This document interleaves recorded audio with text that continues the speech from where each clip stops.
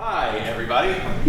Welcome to Alchemy Theatre's Geneva Kent Center for the Arts for our continuing West Virginia Shakespeare Festival. It's like it never ends because it doesn't ever end. This is our fall festival section of the West Virginia Shakespeare Festival, sponsored in part by a generous grant from the West Virginia Humanities Council, which we are very lucky to have. Thank you all for being here for this, the first workshop, first lecture of the new series. We hope you can come back for the rest of them. There's one Friday evening, there's one Saturday afternoon, and there's one on Sunday afternoon as well. So we hope you can come back for all of those. Without further ado, I would like to introduce, Will there be another performance of Caesar?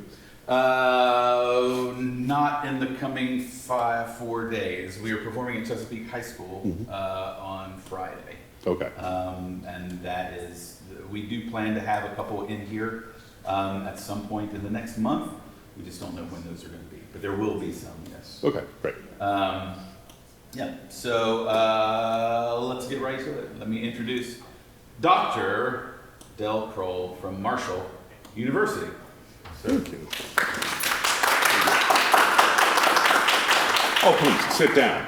Please, sit down. No, for the camera, just like, you're blocking the camera, please, all of you, sit down. So thank you. And thank you again for inviting me back. I always find the fact that we have a West Virginia Shakespeare Festival a really wonderful thing.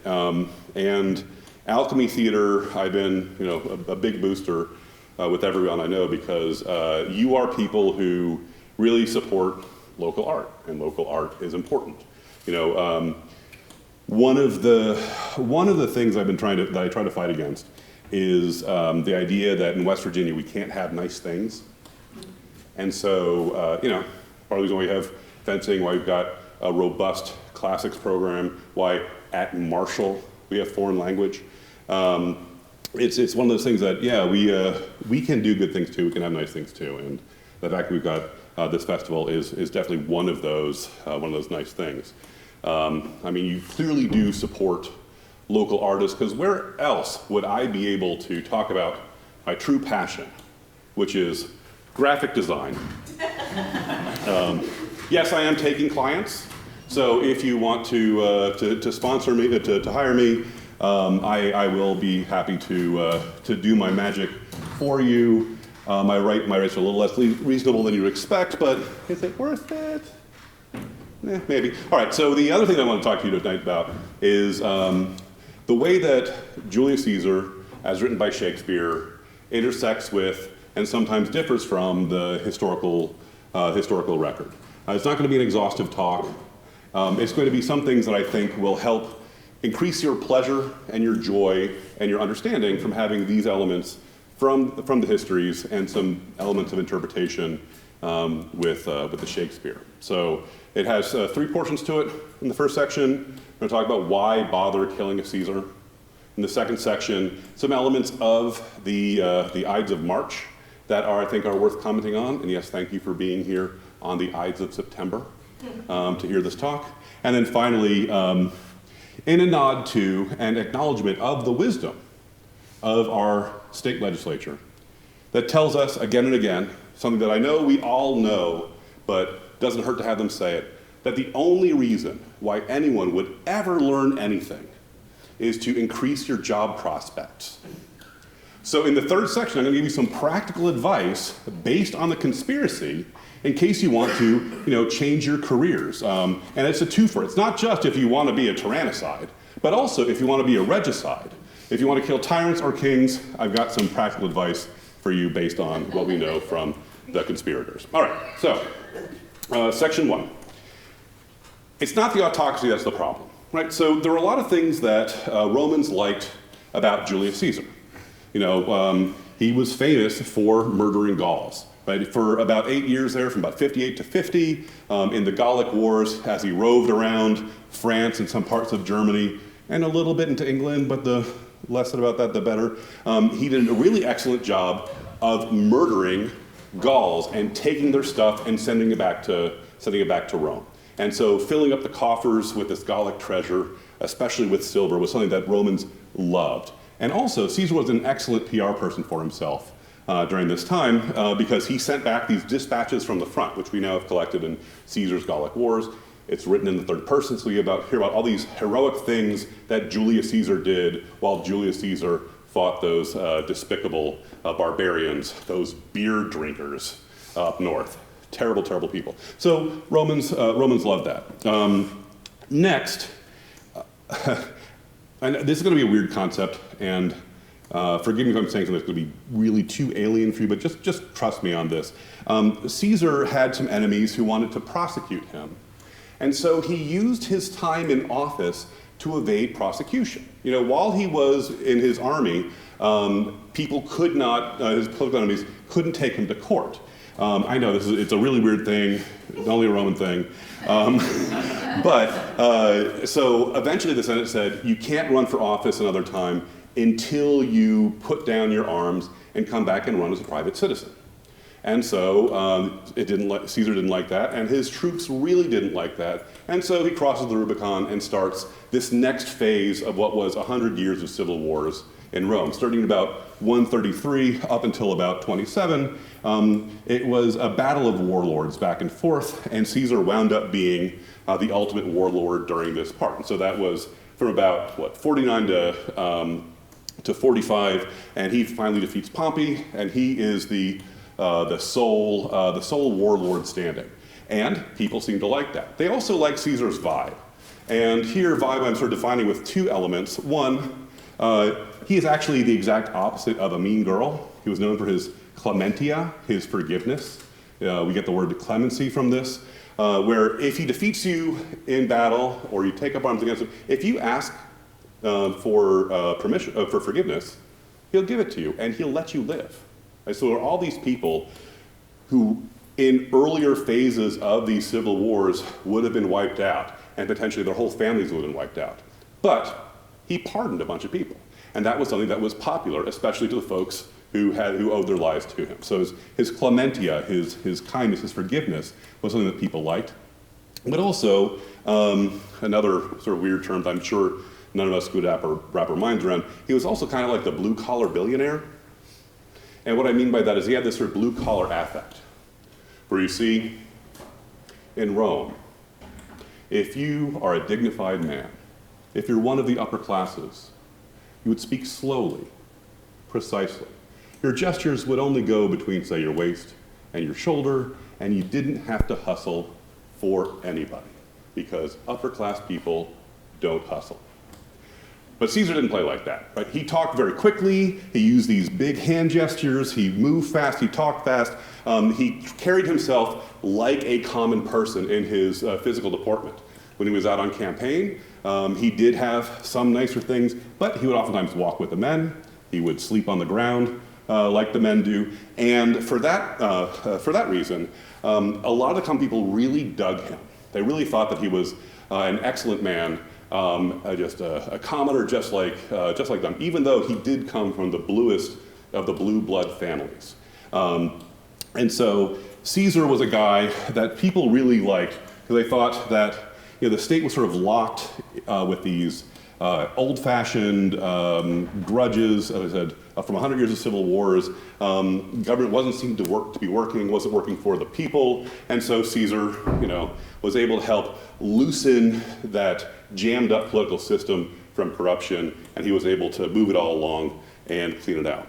So the question is, if you've got a nice, healthy salad, some roughage, that's helping you move things through that are otherwise backed up, why would you turn that salad into a Caesar salad, right? It's because there were some things that Romans didn't like. And here I'm talking a much smaller subsection of Romans, not necessarily common people, though we'll see how that intersects in a bit, but a lot of the folks who held the levers of power likewise disliked some of the things that Caesar did. So for example, and that should say early 44, that's I guess I got the older version of this PowerPoint on there.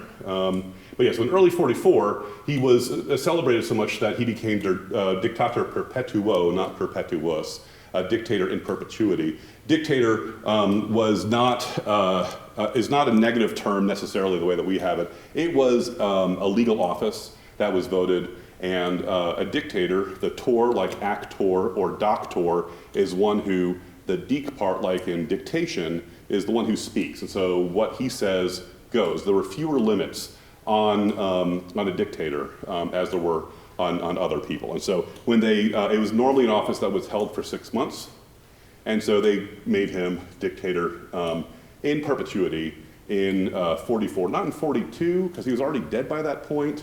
That would be a very strange thing. But yeah, so he did some things while he was dictator perpetuus that people liked. So for example, he changed the calendar. He fixed it in a big way. They had originally used a lunar calendar, so 355 days a year, and they moved it to a solar calendar, which is 365 days, much closer with how the year actually works. He also did a lot to stop these civil wars. You know, when you're the last man standing, it's a lot easier to have Romans fight other people like Gauls instead of fighting themselves. You know, he helped fix politics. I said he was popular with the people. But, like I said, there were some folks who had some difficulty with the way that Caesar was acting. So, for example, Caesar one day was working out stuff with some people, and then some senators walked in, and they wanted to give him a bunch of honors. And he didn't even bother standing up. So the fact that he wouldn't stand up for his suck-ups, and he also said, oh, all these things you voted me, it's too much, you should vote me less, right? Kind of chapped some people's hides. Also, we start seeing around Rome crowns on some of his statues, which is bad because it looks like these statues are being crowned as if they were a king, right? As if Caesar were a king. And in fact, there's this funny joke. Trust me, those of you who know Latin will see exactly how funny this is. This funny joke that as Caesar was riding along, somebody says, "Hail Rex," right? Hail King. And he says, "Non sum Rex, sum Caesar," right? I'm not Rex, which is a common last name. I'm Caesar. You got the wrong guy, right? Exactly. It's super funny. But you know, Romans hated puns, and so that's another reason why you want him dead. You know, it was the Punic War, right? The war against the puns. No, the jokes are not going to get any better. All right. So, first thing, and this Caesar, I think Shakespeare does a pretty good job of representing. You know, the festival of Lupercalia in the Ides of February in 44, where Mark Antony, you know, Caesar's main lieutenant, comes to him with a diadem, right, which is not exactly a crown, but it's what Hellenistic monarchs from out east would wear as a crown. And also, these monarchs out east were frequently god kings. So Mark Antony offers him a diadem, and there was sort of tepid applause from some people who were present at the ceremony, kind of like you gave me earlier, and a lot of silence, like you right now. And so, you know, Mark Antony tries once, tries twice, doesn't go over. And the third time, Caesar says, no, the only person who should be crowned is Jupiter, the greatest and best, the highest of the gods. And people went nuts for that. They thought that was really great. So it's one of those things, again, showing that even among the common people, the taste for him to be turned into a king or a rex was seen as a negative thing. And they've got good reason for that. Because in we sort of periodize Roman history in 3 big tranches. The first one, the period of kings, for about 250 years, Rome was a kingdom. Initially, the kingdom was elected. So much like Queen Amidala lived in Abu, she was elected to be queen. Our kings, I mean, she only had a 5-year term, I guess. It's a little muddy in the primary sources material. But eventually it goes from being an elected office to a hereditary office. And as anybody who's seen children of certain famous people, maybe with the last name Junior, oftentimes the apple does fall far from the tree, and people who are raised in extreme privilege can be extremely corrupt as well. So we have here on stage right an illustration of the rape of Lucretia, where the son of the king forces himself on Lucretia and compels her into sexual congress. And her commission of suicide was one of the reasons why Romans kicked out the kings. Partially thanks to that handsome gent on your right, whose last name is Brutus. So in Julius Caesar, they talk about, oh, you know, be like your famous name. It's that Brutus who helped kick out the kings that's being referenced in later histories. And the other thing that's really awesome about this move to the Republic is that when the Romans traded their kings for representative democracy-ish, mostly, they were elected offices, but it was very difficult to get those offices unless you're from the upper classes. But when they moved to representative democracy, the highest office was only for a year, and there were 2 of them, right? So term limits were a way that they helped limit kingly power and help avoid that type of corruption, right? So kings are bad, and this republic was seen as a very positive thing. I mean, eventually, when we hit the empire, initially the first emperors were unwilling to call themselves kings or emperors. They called themselves princeps, or first among equals. It comes from a sacrificial term, where the kept part, the grab part, like in the, and prin, meaning first. So the person gets first dibs at a barbecue, so every sacrifice is a barbecue. The first dibs guy is the person who has the most honor, right? And so the period of empire is sometimes called the principate, until it becomes the dominant, where the emperors don't have any illusion of restoring the old system. But here, you know, they had an allergy to kings even after the system was really quite gone. Do we have Cassius in the audience? Oh, okay. Well, I was hoping to get a real professional to read this, but I think here Cassius's words in Julius Caesar really fit the attitude, the tone well, you know. So Cassius talking to Brutus, why men? He doth bestride the narrow world like a colossus, and we petty men walk under his huge legs and peep about to find ourselves dishonorable graves. Men at some time are masters of their fates. The fault, dear Brutus, is not in our stars, but in ourselves, that we are underlings, right? And he goes on from there to explain the way that why should Caesar's name be any better than Brutus's name, or Cassius' name, or anyone else's name, right? It should be an equal system, but here, this fellow has really taken over. Or to put it in a slightly different way. You love him, and he totally complimented you. That is so fetch. Gretchen, stop trying to make fetch happen. It's not going to happen.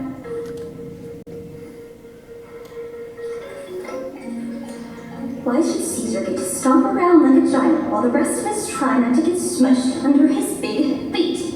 What's so great about Caesar? Brutus is just as cute as Caesar. Yeah, Brutus is just as smart as Caesar. People totally like Brutus just as much as they like Caesar. And when did it become okay for one person to be the boss of everybody, huh? Because that's not what Rome is about. You should totally just stab Caesar!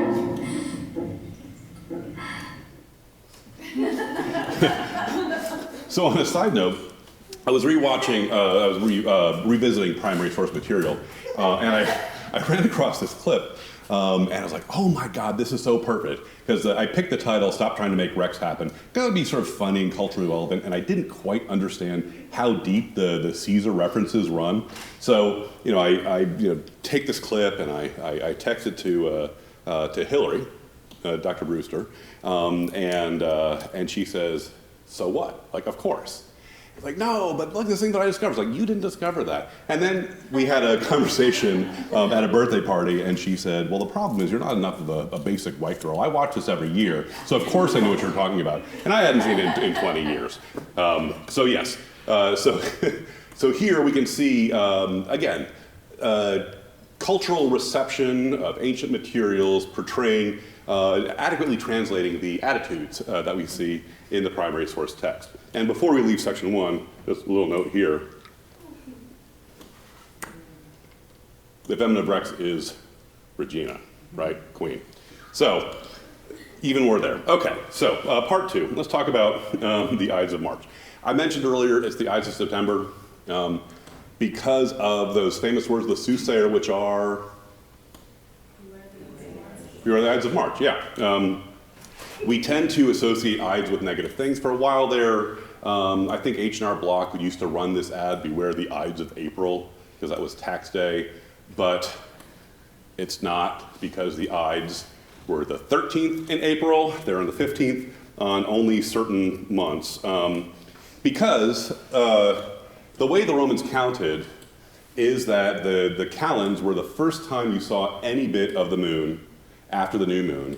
And then they would count inclusively, so we would say 8 days later, but they would say 9 days later, we have the half moon, and then the Ides is the full moon. And on the knowns, when they had a pretty good idea of when the full moon was, they'd be able to say what festivals they're going to have on the second half of the month. So as I said, they grew up with this lunar calendar, and so the fact that it's the Ides of March just means it's the middle of the month. It's the full moon. One thing that Caesar did was he moved the Ides of March to the Ides of January, but otherwise it was really not that remarkable a day. Except, the Romans had this concept of phos and nephos, right? Some days and some locations are religiously appropriate to do things on, and other days are not. So, I don't know if you've ever been petting a kitten, and you think you're having a good time, and the kitten seems to be enjoying itself, and you're enjoying yourself, and then the kitten just attacks you because you did not know that you were pissing off the kitten this entire time. That's how the Romans viewed time and space as far as the gods were concerned, right? So when I say the Ides of March was, I know, just the slowness of that bite.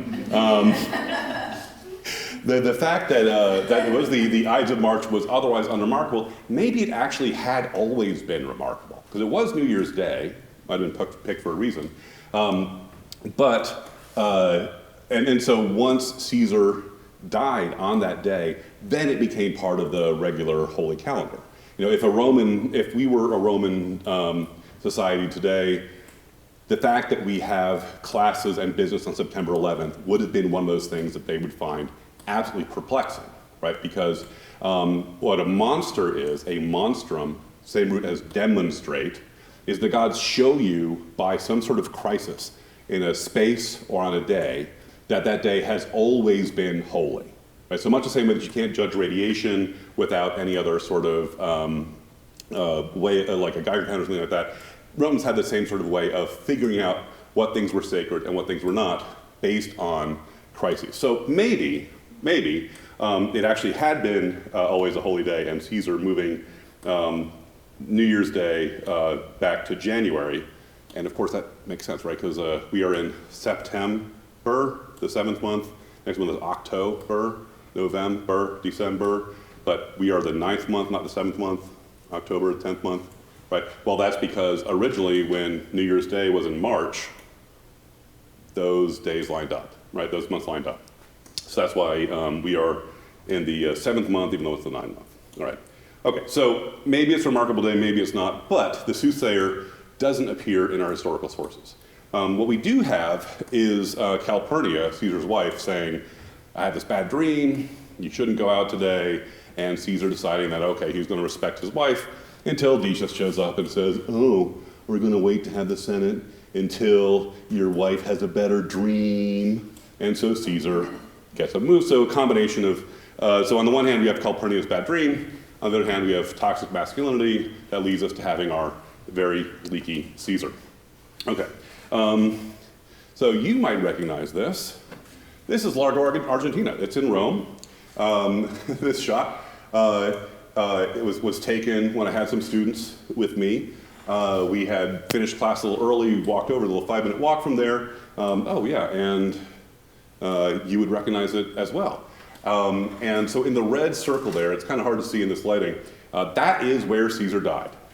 Like I said, the space was also seen as holy. So we can, when they did the excavations, they found the particular type of walling that was popular at that period because Julius Caesar's adopted son, Augustus, who wound up being the first emperor, walled it off and said it should always be holy.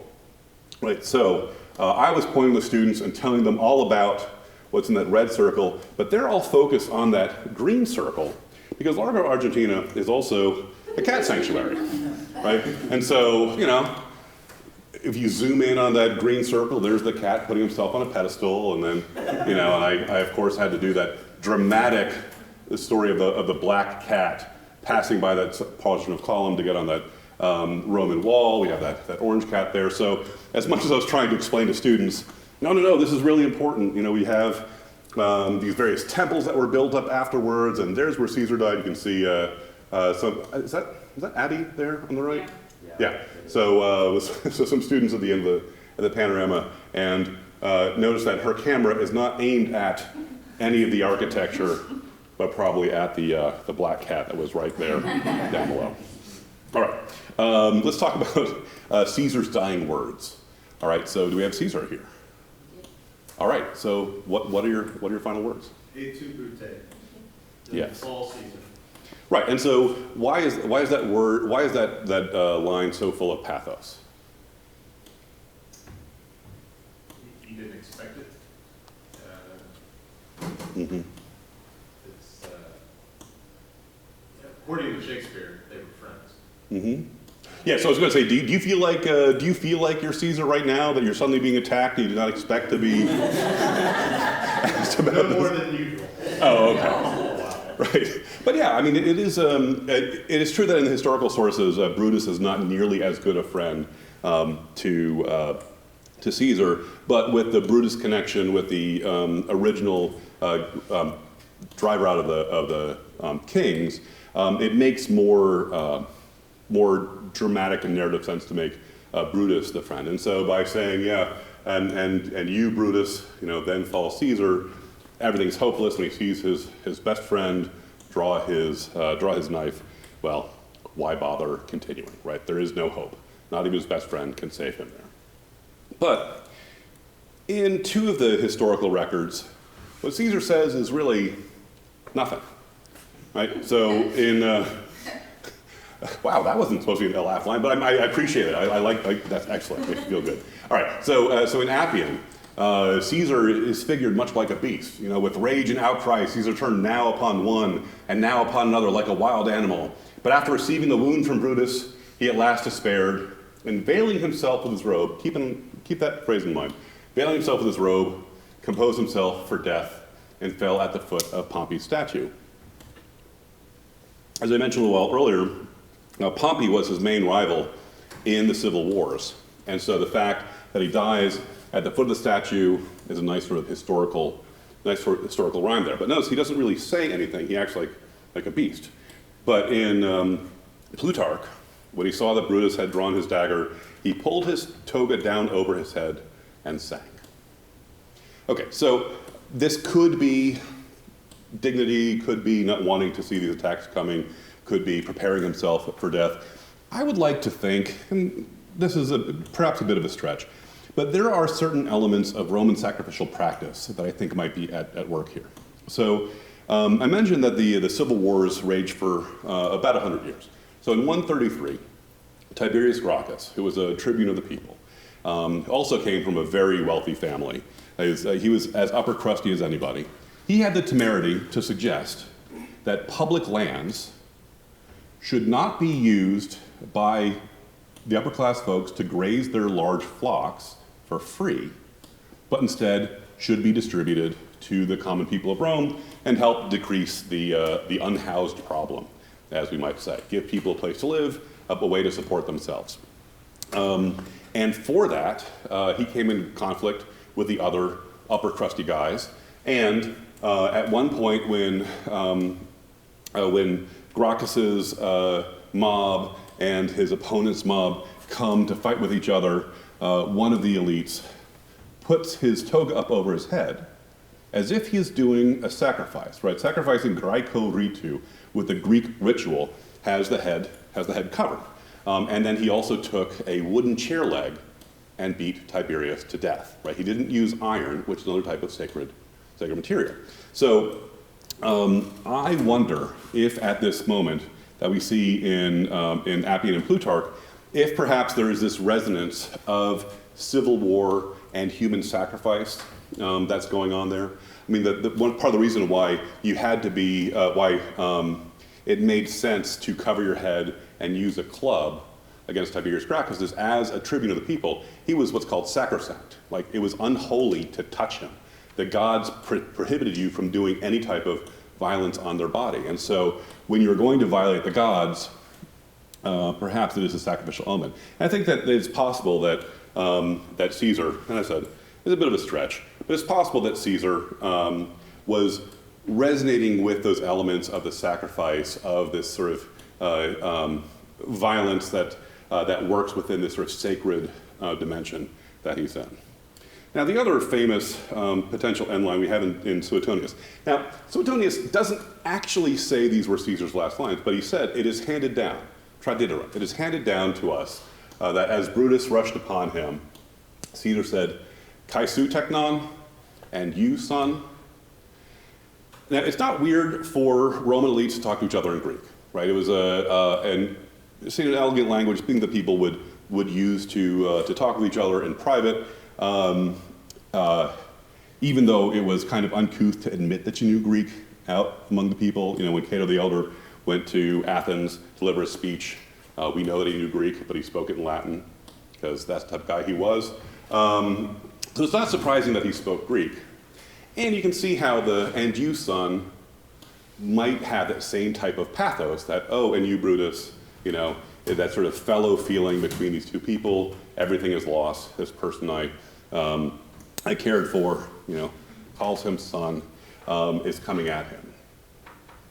But I would like to think that what Caesar is doing is being a catty little bitch in his last little moments. Right? What I mean by that is there's this rumor that Caesar and Brutus's mom hooked up before Brutus was born.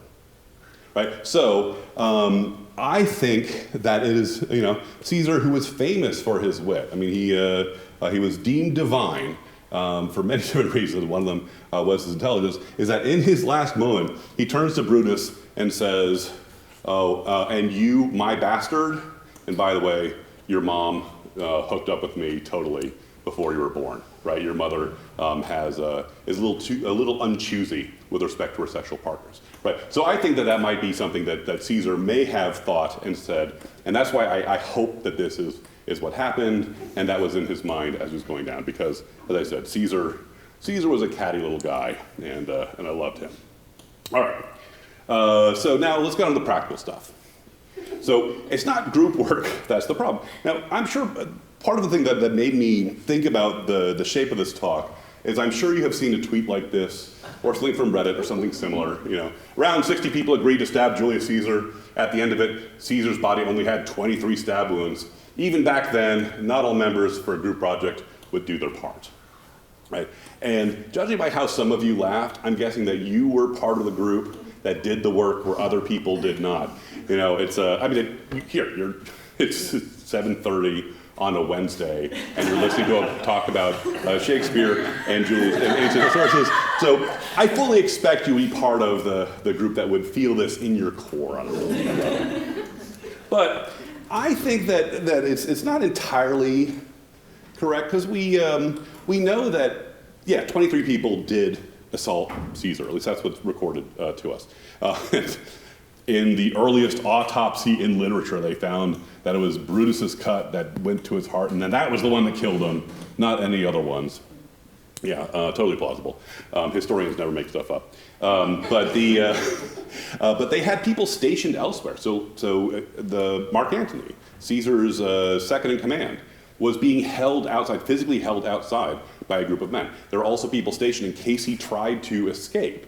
So that it's not that they just had 23 people. I mean, sure, some people probably didn't do the assignment, but they did have people in reserve elsewhere. So the first lesson I want you to think about from this is have backup, but also be choosy. You know, because one of the people that they did not invite was, if you know anybody else in this time period, you probably know Marcus Tullius Cicero, right? Famous orator. You know, he spent many years in the Senate. You know, was a prosecutor, was a consul, saved the state from the conspiracy of Catiline. You know, after his first 4 years in the Senate, he got to the verb. But here's a letter that he wrote.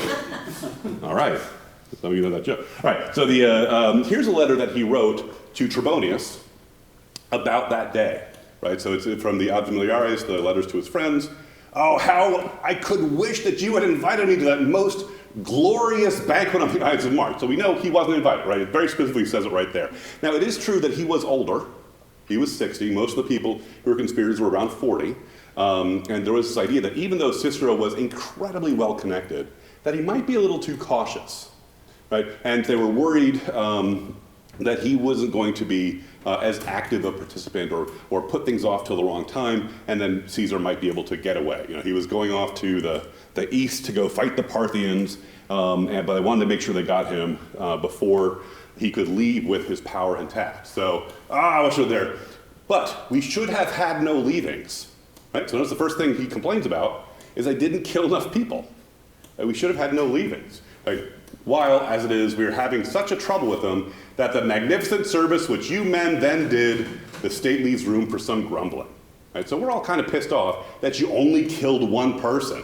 Right? In fact, for Antony, having been taken out of the way by you, the best of men, it was by your kindness that this pest still survives. Pest, he, right? I sometimes do feel, though perhaps I have no right to do so, a little angry with you, right? He's annoyed that you didn't bother killing even Antony, right? You should have killed more people. For you have left behind an amount of trouble which is greater for me than for anyone else put together. So notice how Cicero makes it all about him, right? Though despite everything else that goes on, like they committed this violent act, but the connected kind of dickish guy, you can see now, like this I think represents his character pretty well. You can see why they wouldn't want to invite him to the murder party. Okay, second thing, make sure you control the narrative.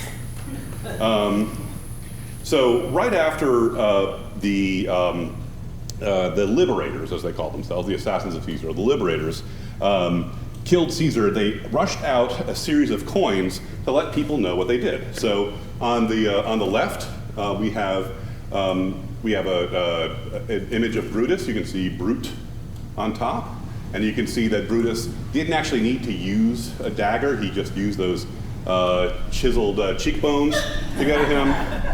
I mean, if you see the bust of him, he's not nearly that attractive in those busts. Like, this is an amazing coin. I think that hopefully he kept the coin maker on his staff, because that's a handsome guy right there.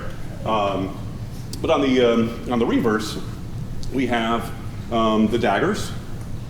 We have Ide Mar for the Ides of March, the day that happened. And then we also have the Pileios, the freedman's cap. So Rome was a slave society.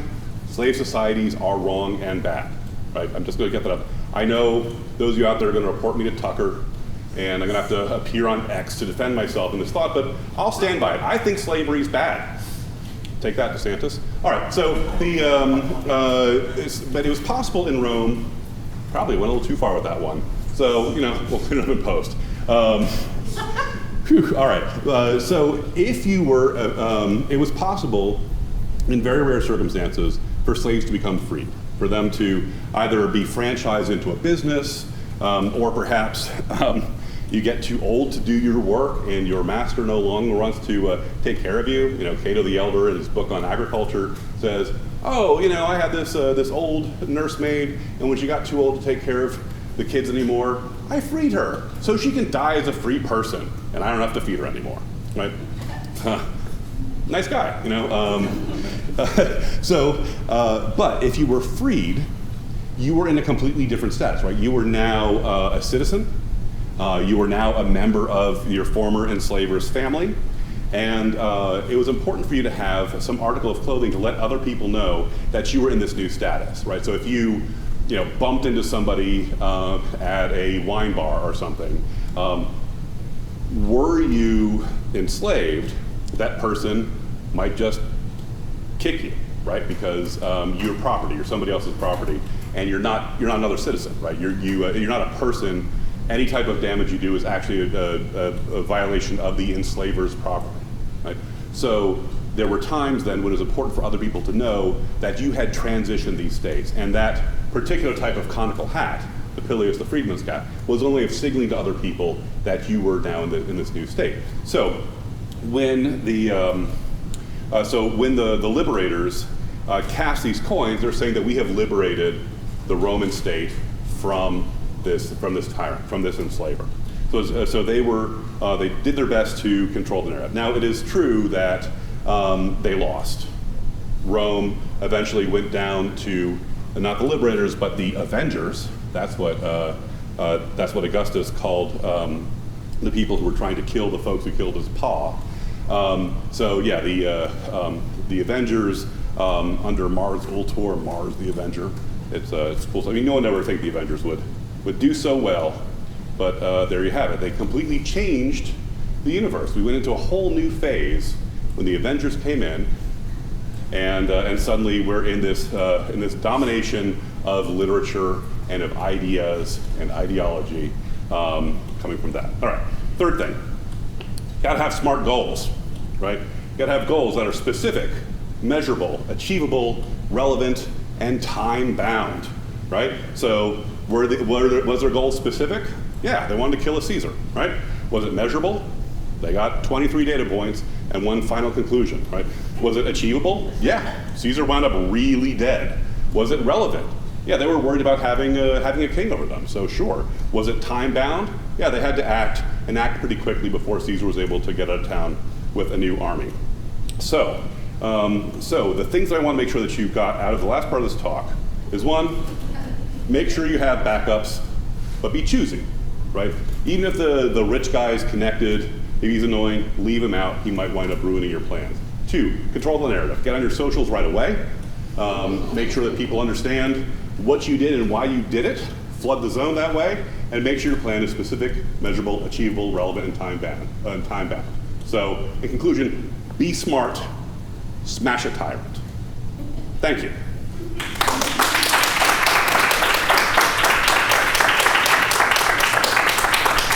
Oh, please sit down. Please sit down. Sit down. It's embarrassing. Oh, not the flowers. Not the flowers. Just keep them back there. All right. So what do you want to know? So a lot of these references in the Shakespeare play versus the historical data or other people's writings of it, whether it's Caesar's own writing or Plutarch, they have those little bit, like Cicero, for instance. Cassius talks about Cicero, talks to Casca about Cicero, and says Cicero there, and that's famously it's all Greek to me business, right? Would that have been a known thing for Shakespeare to say, like, had he read the letter to Trebonius? Like, was that a? You think that was a? Okay, that is an interesting. So your question is, what would the level? Would Shakespeare have had access to the same amount of detail that we do about these ancient sources? And I don't know about Cicero's letters. There were. Plutarch was a fairly commonly read author. In fact, those of you who are Marshall students, in the spring, Dr. Normandin and I are doing a course on Shakespeare and the classics. And one of the things we're reading is a book about the types of education and training that would have been available to him. So, I don't think that the letters were out there, but it's possible. It's something I just don't know. But the other stories, we do know that he very clearly lifted from things like in Antony and Cleopatra. There's the description of Cleopatra coming up on her ship is just a translation in the text they're put into blank verse. So yeah, that's an excellent question, one I don't have an answer to. But like a good academic, I was still able to talk for 4 minutes without having any information. Sure. Anyone have an easier question? Somebody softball. Yeah. So why did Brutus betray Caesar? Just because he was stuck up, or? Oh yeah. So you have to remember that during this time we have the idea of political violence was really not unknown. Right? We had 100 years of civil wars. We hadn't had any sort of direct conflict in the Curia, in the Senate House, up to that point. But we have had other sorts of very severe ways of taking out your enemy. So for example, we have something called prescriptions, where when a group takes power, they write up a list of people who are to be killed. And you don't have to bring in the whole dead body, you just have to bring in the head, right? So it's they become a head hunting society where 20,000 bucks goes to the person who brings the head in, or if you're one of the enslaved people in that household, you get freedom plus that money, right? So there was a level of savagery to this political reprisal that I think we have a hard time getting our minds around. So when the system was breaking, as it was here, we did have in Sulla a dictator for 2 years, and he also, at the end of that time, he put down his dictatorship, he killed all his enemies, changed the composition of the Senate, made it harder to become the highest classes because he thought it was too easy to become really noble, and then went off and farmed cabbages on the seaside until he was devoured by lice, right? So, good ending for a good man. So we do have some experience of dictators being longer than the 6-month period. But this particular aspect where we have a bunch of people who were being really deep sycophants to Caesar, who were, where Caesar was getting a level of continuous authority that other people hadn't had before. I think that some people must have taken it as a chance for personal advancement, but I think other people would have reacted sincerely. Now, one of the things that makes this sort of interesting problem is I mentioned that the Republic was seen as this golden age. Flower has a really cool book called Roman Republics, where she argues there's actually 12 different republics based on big changes to the Constitution that happens. And so Brutus's willingness to take up arms against this person to restore what to him seemed like the elected representative form of government, I think is something that's entirely a plausible thing. Now, the other fact is, at that point in 44, we'd already had 90 years of civil wars, right? So Brutus would have grown up. Nobody would have known the type of good working system. They only had this ideology about it. They only had this image of what it should be like. And whether he was sincere or whether he was looking for personal advancement, I think it's possible for him to be wanting to restore this republic. And that was a trope that we have over and over again. Romans loved restoring stuff, right? So when the first emperor takes over, as I said, he calls himself Princeps, and he said he is restoring the republic. And he claims that there are elections. He's the only person who gets any sort of power, and he gets voted these additional honors. And it's not until his successor Tiberius, where elections are just basically eliminated. And the upper classes love that because elections are really expensive. But for about 200 years after the democracy falls, the representative democracy falls, they still had the illusion of it being a democratic system and partially meritocratic, where if you're really exceptional, you could rise up and escape. But another problem with longevity is by the time that Augustus dies, I saw one article that said 98% of the people in the Roman Empire had been born under his rule by that point. Like, just some people died thanks to demographics. So it's very easy to lose democracy. And I know I make a lot of jokes about politics here. I sublimated a lot more political jokes into Mean Girls jokes. But I think it's important to remember that Rome had a form of democracy for 500 years. And within 40 years, it was gone forever, right? So this very long tradition that people thought was really important to their identity, it went away, like that. Yeah, now, I mean, on the other hand, we have examples like Athens where when the democracy gets kicked out, it comes back. Like, there's a type of democratic culture that we see in Athens, and then is it really there? I'm sure Dr. Roy has some thoughts about democratic culture in Athens, but I'll stick to Rome. So, yeah. Yeah. So as much as Brutus tried to control the narrative, how did the people actually respond? How much did they actually agree with the assassination of Caesar? Yeah, well, so part of the problem with Clementia is the makeup of the Senate was about 2/3 Caesar's people. Now, it wasn't just people that he had forgiven or who were political allies of him or who he'd done some sort of favor to, but he also expanded the size of the Senate. He brought in all these provincials from Gaul, from these places that he conquered. And so it was roughly like 2/3 of the of the Senate were against this idea. But Caesar's dead. And when little baby Octavian, who will become Augustus, I say baby, he's like 17, which is just a child, 17-year-olds. I mean, what do they know? But he was able to get support to take Caesar's legions that were personally devoted to him. And this was one of those other things that caused the civil wars to be so savage, is that we went from having in 109, we transformed from having armies that are loyal to the state and paid for by the state to being paid for by individual generals, right? Because the Senate tried to block out Marius, who was one of these sort of upstart rich guys from the north who wound up being very popular because of his military successes. And when he said, "I want to raise an army," the Senate said, "Nope." And so he paid for it out of pocket, and then got the money through support.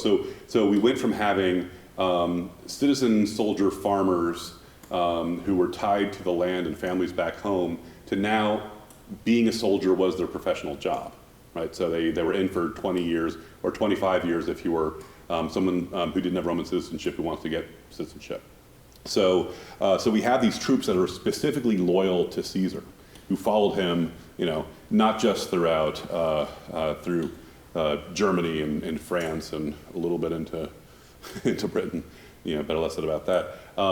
But they also followed him into civil war, fighting Roman on Roman. So the ability of the people who were originally around Caesar and as this adopted son, whom Cicero thought that he could control, right? He's very explicit about that in his letters. That, oh yeah, we think that little young Octavian's coming along just fine. He's going to be one of us. That they were able to build this power base and then go after. They got their posse and they got the folks who killed his pa, right? So it ultimately does wind up becoming a PR war. I mean, this is one of those fascinating things. Thinking of Antony and Cleopatra, part of the reason why that particular fight got so ugly is little Octavian starts setting this up as a fight of East versus West. That we're strong, we're moral, we're not like those people out in the East who are rich and effeminate and worship weird. And so in that battle, one of the main contestations is over the ideology of what makes a proper Roman. And much like with many of the other terms that we see in politics, the way that you define your enemy, he was able to adequately get the groundwork set that he was on the side of traditional Roman values. I sometimes use the phrase, he makes Rome great again, right? That is what he does. He takes, as he says in his Res Gestae, I took the city of marble and made a city of brick and made a city of marble. Right? So he's a guy who's able to restore these religious cults. And so this ideological fight was really important for civic identity. So one of the lessons I think we can learn from that is seeing the way that people are defining specific terms about what counts as a proper gender expression or heroism or patriotism. There are ways that things get elided that have very deep controls on our minds and also on the way that politics works out. There's a section in Thucydides, I believe it's book 7, I'm sure I will hear differently in a second, where it's about when words change their meanings. That's book 3? Okay. Roman numerals, right? So I was thinking V, I, and then I, so it's only off by 1. So in book 3, he's got this whole bit of, and where when you're redefining core values, that is what causes democracies to get in trouble. So I think the ideological argument is one that's key there. Yeah. We have a question from the internet. Michael Nagley, who is our Cassius in our Julius Caesar. Otherwise known as ChatGPT. Yeah. ChatGPT would like to know. What effect did Caesar's death have on the actual plebeian class? Yeah. So there were riots. I mean, so part of it, I think Caesar, in a way, well, I mean, okay. Caesar's will is a contested sort of. Oh, you're not him. You're him. So Mike, Caesar's will was this weird contested thing, and in it, a lot of Caesar's grounds in Rome were given to the people as a park, right? Also, there was a distribution of cash from his reserves. Now, it is entirely possible that the document that was read as his will was a forgery and was a way to manipulate public sentiment for this. And so when we see when we see Caesar's body brought out, they had this. I'm not sure how to describe it because the language. I'm going to describe things as the language says it, but I can't really picture it. They had some sort. They put the body on some sort of mechanical apparatus where they could turn it around and show where all the different wounds were, and that really upset people. You know, there were fires, there were riots, and so a lot of the common people were very upset by the death of this guy who was received, especially one who demonstrated how kindly-hearted he was by giving all of his money to, by giving a large portion of his vast wealth to the common people, as well as these parks from all the property that he had in Rome. So yeah, so the common folks were pretty ripped up about their blue-collar billionaire who just really had it for them getting knifed. And yeah, and I just I can't picture how they attach the limbs to these sticks and turn them around. I mean, there's a lot about Caesar's body that is really weird. So as I said, they had an autopsy. This is the first kind of one that we ever seen. And they say, yeah, we looked at all the different cuts, but there's only one that went right next to his heart. And that was, of course, the one that Brutus did. Although we saw in, maybe I didn't include that part of that Brutus stabbed him in the groin, right? Which is not his heart. I mean, I'm not going to make any comments about how people express their affection and where those emotions generate from. But unless Brutus had a particularly long dagger, I doubt that it was the one that went to his heart. So yeah, and attacking him in the groin would have been another one of these sort of masculine things where you attack him where the power resides, and that is, of course, in the masculine phallus. So again, the Caesar's body, very, very strange. Was that in Antony's speech, when he's reading the will, it's 75 drachmas, is what he says, which essentially was a year's wages for everybody. Mm-hmm. Right? Is that historically accurate at all? Like, is the number the same, or is there was it generally like, yeah, everybody gets a drachma, or everybody gets everybody gets a year's wages, don't worry about it. Also these parks, which you probably are already walking in. It's hard to say because it's because it was some fantastic amount to be, but he was also fantastically wealthy. I mean, and that line just gets wealthier and wealthier. I mean, we have bank bailouts today, but twice Roman emperors just drove to Rome with cartloads of cash to make the bankers whole again. So yeah, I mean, he had the money, and it does sound, yeah, I'd be pretty sad too if somebody gave me a year's salary when they died. Maybe that's how, so not that I'm suggesting anything to Elon Musk out there, should anything happen to him. It might be nice to have your memory be commemorated by letting us all know just how much you really were working for all of us, instead of leaving it to little Technomechanicus, which is what I understand his new child's name is. Yeah, maybe he likes Warhammer 40K, I don't know, but Technomechanicus. I explained in my class earlier today that I think that it's Elon's way of making sure that his kids don't have it too easy being sons of, give somebody a name like that, then they'll have to work pretty hard. What else?